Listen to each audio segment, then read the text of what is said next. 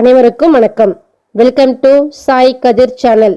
இன்னைக்கு நம்ம சேனல்ல ரணகல்லி பத்தி தான் பார்க்க போறோம். பாருங்க, இதான் வந்துட்டு ரணகல்லி.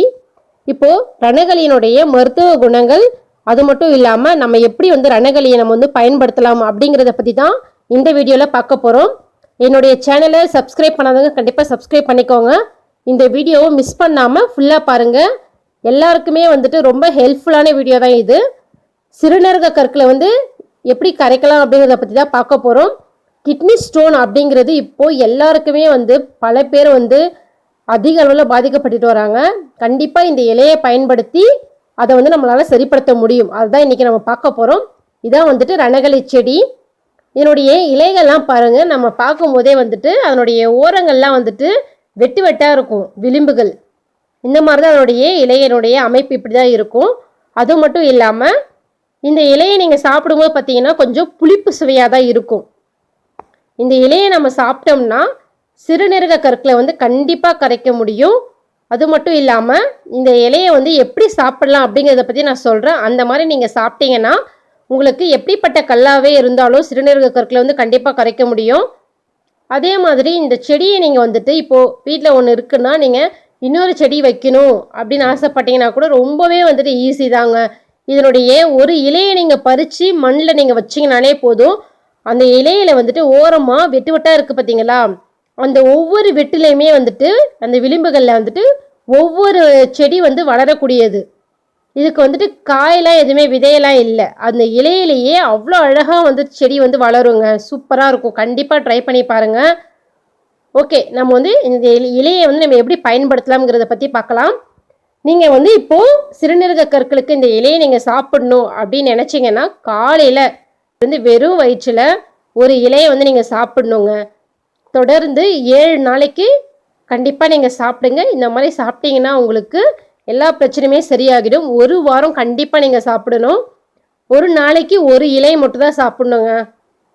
நீங்கள் ஃபஸ்ட்டில் சாப்பிடும்போது உங்களுக்கு எடுத்தோடனே ஒரு பெரிய இலையாக நீங்கள் சாப்பிடும்போது கண்டிப்பாக சாப்பிட முடியாது. அதனால் நீங்கள் என்ன பண்ணலாம்னா, முதல் நாள் நீங்கள் சாப்பிடும்போது ஒரு சிறிய இலை, இப்போ மேலே இருக்குது பார்த்தீங்களா, எலசாக இருக்குது இல்லையா, அந்த ஒரு சிறிய இலையை மட்டும் சாப்பிட்டுட்டு நீங்கள் தண்ணி குடிச்சிடுங்க. அடுத்த நாள் 2வது நாள் பார்த்தீங்கன்னா அந்த ஒரு இலை நீங்கள் சாப்பிட்டீங்க இல்லையா, அந்த இலைக்கு கீழே அடியில் இருக்கிற இலையை தான் சாப்பிடணும். அதுக்கு அடுத்து இருக்கிற இலை கொஞ்சமாக முத்தி போயிருக்கும் இல்லைங்களா, அதை சாப்பிடுங்க. 3வது நாள் அதுக்கும் கீழே இருக்கிற இலை, அதை விட கொஞ்சம் முத்தி இருக்கும் அந்த இலை. இந்த மாதிரி ஒவ்வொரு இலைக்கு அடியில் இருக்கிற இலையாக நீங்கள் சாப்பிடணும். இந்த மாதிரி 7 நாட்களுக்கு நீங்கள் சாப்பிட்டீங்கன்னா கண்டிப்பாக சிறுநீரக கற்கள் கண்டிப்பாக கரைஞ்சிடும். அதே மாதிரி தண்ணி நீங்கள் எந்த அளவுக்கு அதிகமாக குடிக்கிறீங்களோ அந்தளவுக்கு ரொம்பவே நல்லது. தண்ணி அதிகமாக குடிங்க.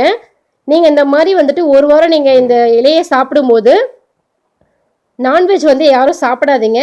சாப்பிடக்கூடாதுன்னு இல்லை, தேவையில்லாத ஏதாச்சும் அலர்ஜி அந்த மாதிரி எதனா இருக்கலாம் சில பேருக்கு. அதனால நான் சொல்கிறேன், நான்வெஜ் சாப்பிட வேண்டாம். டீ காஃபி இதெல்லாம் மட்டும் 1 வாரத்துக்கு சாப்பிடாதீங்க. இதை சாப்பிடும்போது இந்த மாதிரி கண்டிப்பாக நீங்கள் தொடர்ந்து சாப்பிட்டீங்கன்னா உங்களுக்கு சிறுநீரக கற்கள் கரைஞ்சிடும். அது மட்டும் இல்லாமல் இப்போ பெண்களுக்கு கர்ப்பப்பை கோளாறு ஏதாச்சும் பிரச்சனைகள் எதனா இருந்ததுன்னா இந்த இலையை காலை மாலைன்னு சொல்லி காலையில் ஒரு இலை மாலை ஒரு இலை கண்டிப்பாக நீங்கள் சாப்பிட்டுட்டு வந்தீங்கன்னா உங்களுக்கு கர்ப்பப்பை பிரச்சனை சரியாகிடும். அடுத்து தேள் கடிச்சதுன்னா இந்த இலையை நீங்கள் எப்படி பயன்படுத்தலாம் அப்படின்னு பார்க்கலாம். இப்போ தேள் கடித்த உடனே நீங்கள் என்ன பண்ணலாம்னா, ஒரு இலையை மட்டும் பறித்து அந்த ஒரு இலையில் பாதி இலையை மட்டும் நல்லா சாப்பிட்ருங்க. மென்று சாப்பிட்டதுக்கு அப்புறமா கொஞ்சமாக சுடு தண்ணி குடிச்சிடுங்க 1 டம்ளர். அந்த பாதி இலையை நல்லா கசக்கிட்டு உங்களுக்கு இப்போது தேள் கடித்த இடம் இருக்கு இல்லைங்களா, அந்த இடத்துல வச்சு நீங்கள் கட்டுடுங்க. கட்டு மாதிரி போட்டு கட்டிட்டீங்கன்னா அதனுடைய விஷம்லாம் இறங்கிடும். கண்டிப்பாக பயன்படுத்திக்கோங்க. அது மட்டும் இல்லாமல் இப்போது ரணகல்லி எதுக்கெல்லாம் பயன்படுதுன்னு பார்த்தீங்கன்னா, கபவாதம், வாத நோய், அஜீரண கோளாறுக்கெலாம் நிறையவே பயன்படுது. அதுக்கடுத்து பார்க்கலாம்.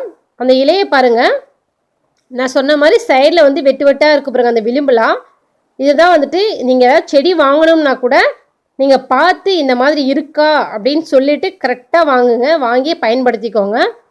அடுத்து நமக்கு அடிப்பட்ட புண்கள் எதனா ஆறாமல் ரணமாகவே இருந்ததுன்னா நீங்கள் என்ன பண்ணலாம்னு பார்த்தீங்கன்னா, நீங்கள் ஒரு இலையை மட்டும் பறித்து நல்லெண்ணெய் இருக்கு இல்லைங்களா, நல்லெண்ணெயில் நல்லா வதக்கிக்கோங்க அந்த இலையை.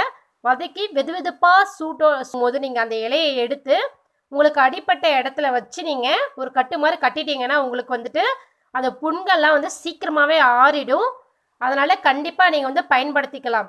அது மட்டும் இல்லாமல் உங்களுக்கு வீக்கமோ இல்லை கட்டிகள் கூட இருந்ததுன்னா இதே மாதிரி நீங்கள் வதக்கி அந்த இலையை வச்சு நீங்கள் கட்டும் போது உங்களுக்கு அந்த வீக்கம்லாம் வற்றி கட்டிகள் எதனா இருந்ததுன்னா கூட கட்டிலாம் உடஞ்சி உங்களுக்கு அந்த புண்கள்லாம் சீக்கிரமாகவே ஆறிடும். கண்டிப்பாக பயன்படுத்திக்கோங்க. ரணகளி ஒரு சிறந்த தீர்வு. அதே மாதிரி நீங்கள் ரணகளியை நீங்கள் எந்த மாதிரி பிரச்சனைகளாக பயன்படுத்தலாம்னு பார்த்தீங்கன்னா தேல்கடி, கபவாதம், வாத நோய், அஜீரண கோளாறு, அதே மாதிரி ரணமான புண்கள், வீக்கம், கட்டி, இந்த மாதிரி பல பிரச்சனையை வந்து சரிப்படுத்துறதுக்கு பயன்படுது. முக்கியமாக சர்க்கரை நோய் இருக்கிறவர்களை நீங்கள் என்ன பண்ணலாம்னு பார்த்தீங்கன்னா தினமும் காலையில் ஒரு இலை, வெறும் வயிற்றில் ஒரு இலை தினமும் நீங்கள் சாப்பிட்டுட்டு வந்தீங்கன்னா கண்டிப்பாக சர்க்கரையினுடைய அளவு வந்து கட்டுப்படும். கண்டிப்பாக பயன்படுத்திக்கோங்க, ரொம்பவே நல்லது. அதே மாதிரி நீங்கள் இப்போது நமக்கு வந்து உடம்புல எங்கன்னா மறுக்கல் எதனா இருந்ததுனாலோ அப்படி இல்லைன்னா காலாணி பிரச்சனைகள்லாம் இருந்ததுன்னா உங்களுக்கு நீங்கள் என்ன பண்ணலாம்னு பார்த்தீங்கன்னா இதனுடைய இலையை பறித்து அதனுடைய சாறு மட்டும் தனியாக எடுத்துக்கோங்க.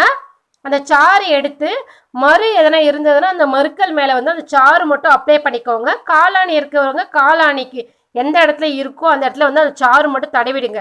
தடவிட்டு ஒரு 2-3 மணி நேரம் கழிச்சு கூட நீங்கள் கழுவிக்கலாம். அப்படி இல்லைன்னா இரவு தூங்குறதுக்கு முன்னாடியே நீங்கள் வந்துட்டு நல்லா அப்ளை பண்ணிக்கோங்க. காலையில் நீங்கள் தூங்கி எழுந்ததுக்கு அப்புறமா நீங்கள் போயிட்டு தண்ணியில் நல்லா வாஷ் பண்ணிவிடுங்க. இந்த மாதிரி நீங்கள் வந்து தொடர்ந்து பண்ணிட்டு வந்தீங்கன்னா அந்த மறுக்கெல்லாம் வந்துட்டு விழுந்துடும். அது மட்டும் இல்லாமல் காலாணி பிரச்சனை உள்ளவர்கள் வந்து தொடர்ந்து பண்ணிட்டு வந்தீங்கன்னா கண்டிப்பாக உங்களுக்கு வந்து சரியாகிடும். இந்த மாதிரி பல பிரச்சனைக்கு வந்துட்டு ரணகளி நமக்கு பயன்படுது. கண்டிப்பாக பயன்படுத்திக்கோங்க, ரொம்பவே வந்து சிறந்த மருந்து. முக்கியமாக சிறுநீரக கற்கள், கிட்னி ஸ்டோன் உள்ளவர் கண்டிப்பாக பயன்படுத்திக்கோங்க, மிஸ் பண்ணாதீங்க. எனக்கு தெரிஞ்ச தகவலை நான் உங்ககிட்ட ஷேர் பண்ணியிருக்கேன். கண்டிப்பாக உங்களுக்கு இந்த வீடியோ பிடிச்சிருக்குன்னு நினைக்கிறேன். உங்களுக்கு இந்த வீடியோ பிடிச்சிருந்தா கண்டிப்பாக லைக் பண்ணுங்கள், ஷேர் பண்ணுங்கள், கமெண்ட் பண்ணுங்கள். என்னுடைய வீடியோவை உங்கள் ஃப்ரெண்ட்ஸுக்கு கண்டிப்பாக ஷேர் பண்ணுங்கள். உங்களுடைய சப்போர்ட் கண்டிப்பாக எனக்கு தேவை. நன்றி, வணக்கம், சாய்ராம்.